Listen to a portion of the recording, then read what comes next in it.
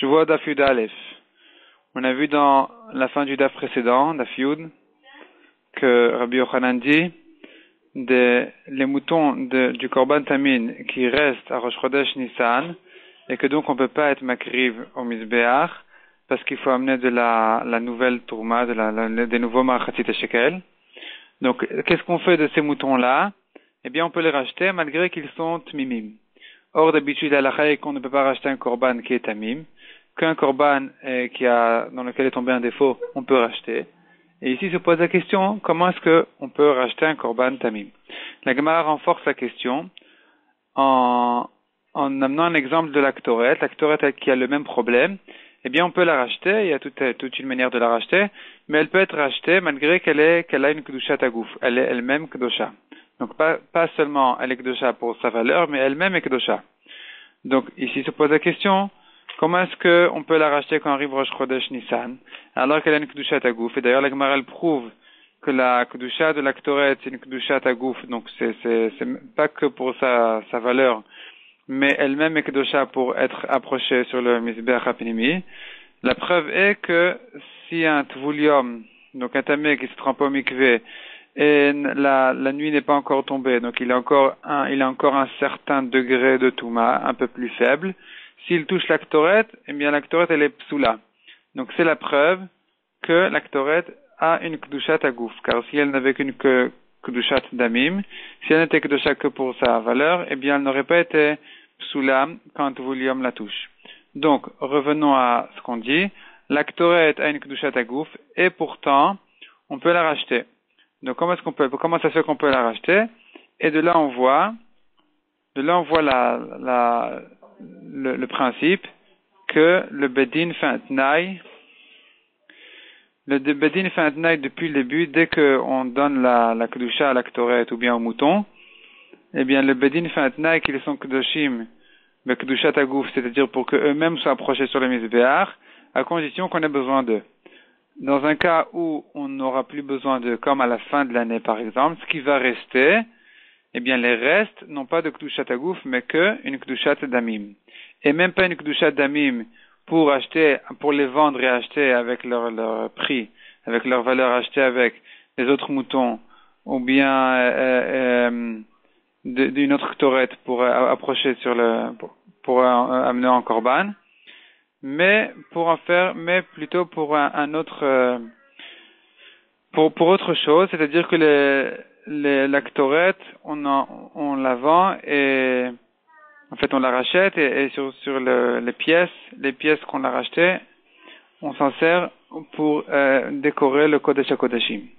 Donc, ce qui fait que la kedushat damim de la Ktoret, elle est même pas pour en acheter de la Ktoret, car si c'était ça, eh bien, on n'aurait pas pu lui donner un degré de kedushat damim pour en acheter de la Ktoret, parce qu'on a un principe qui dit que si elle est apte elle-même à être Ktoret, je peux pas lui donner une kedushat damim pour en acheter de la Ktoret, mais dès que je lui dis qu'elle est kedushat damim, elle redevient elle-même immédiatement de la Ktoret. Donc, ce qui nous reste à dire, c'est que le Bedin fait un tnaï, à savoir si on en a besoin, elle a une kedusha tagouf pour l'approcher au Mizbeach, et si elle reste en fin d'année, eh bien on la rachète, et avec son prix, on achète autre chose que de la Ktoret. La Gemara fait la remarque, nous trouvons certains korbanot où le Bedin n'a pas fait ce tnaï-là, de dire que si on n'en a pas besoin, eh bien, on pourrait les racheter tmimim. Et c'est le cas des chataot apnimiot, donc le par ou le seir du Yom Kippour, ou bien les seirim qu'on fait à l'intérieur, pour d'averot rares.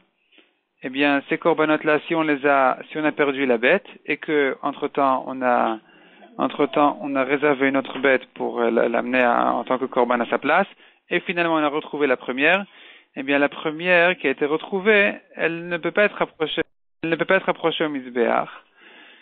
Et il faut attendre soit qu'elle meure, soit qu'il y ait un moum pour pouvoir la racheter.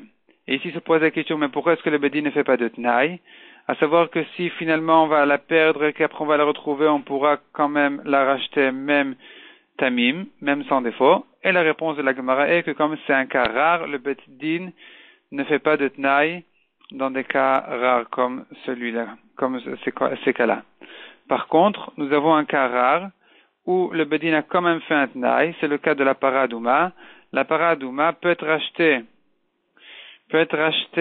même vivante, même sans défaut. Et d'ailleurs, elle peut être rachetée aussi si on a trouvé une plus belle qu'elle. Ou bien, d'ailleurs, on peut la racheter aussi après la shrita ou si elle est morte.